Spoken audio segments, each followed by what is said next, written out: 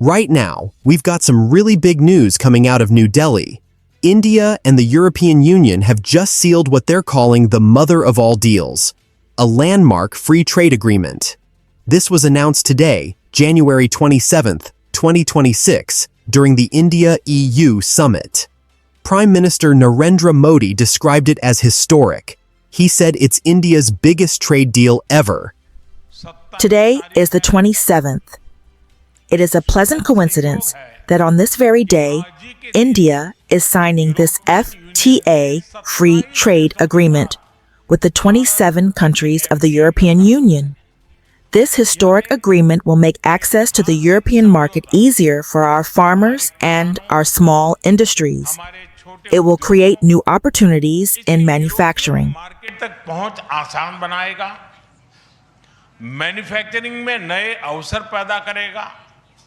And European Commission President Ursula von der Leyen put it even more strongly. She said, "We did it. We delivered the mother of all deals. Europe and India are making history today." Prime Minister, distinguished friend, we did it.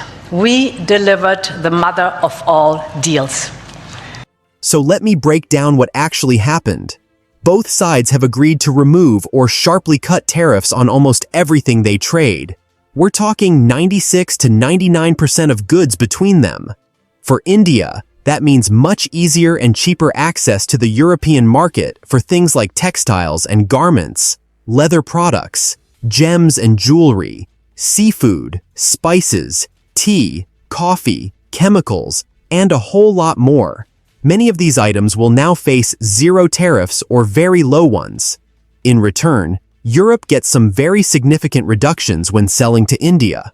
Cars, duties that used to go as high as 110%, will come down to as low as 10% over time, with some immediate cuts already in place.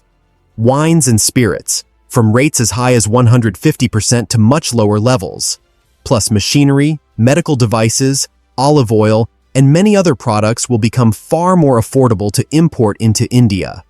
Now, important to note, sensitive sectors are protected. Dairy, rice, sugar, and certain agricultural products stay shielded, so Indian farmers aren't put at risk. Why is this such a big deal? This agreement connects nearly 2 billion people and about a quarter of the entire world economy. It's expected to double the European Union's exports to India by 2032 and save European companies billions of euros in duties every single year. Let's look at what it really means on the ground. For India, this opens the door to a lot more jobs, especially in industries that already employ millions of people. We're talking textiles, ready-made garments, leather goods, footwear, jewelry, seafood processing, food processing, sectors that give work to huge numbers of people, many of them women, many of them in smaller towns and villages across the country. It also strengthens India's manufacturing. Companies can now confidently invest in bigger factories, better equipment, and compete globally because they have secure, low-tariff access to one of the world's largest markets. For everyday Indian consumers, a range of European products will become noticeably cheaper. Good mid-range and premium cars, wines, spirits, cheese, olive oil, chocolates, advanced machinery, medical equipment. Prices will come down, and the export side? It's going to be a very big boost. When Indian goods become much more competitive in Europe, more foreign money flows in, the rupee gets stronger over time, and overall economic confidence rises. Now for the European side. European shoppers will pay much less for a lot of popular Indian products. Clothing, shoes, leather bags and wallets, jewelry, home textiles, spices, tea, coffee, frozen shrimp, all the things they already buy in large quantities. European companies will build safer, more reliable supply chains. They can source more components, chemicals, textiles, steel products, and auto parts from India instead of depending so heavily on any one country. That reduces risk. And perhaps most importantly, they now have far easier access to India's fast-growing consumer market. Every year, millions more Indians are joining the middle class. And European car makers, wine producers, Machinery companies, pharmaceutical firms, and luxury brands now have a much cheaper, much more open way to reach those buyers.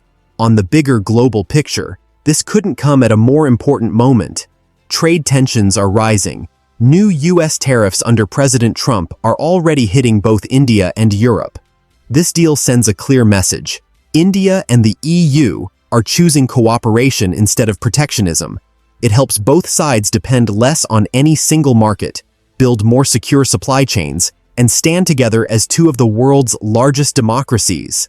Next steps are straightforward but important.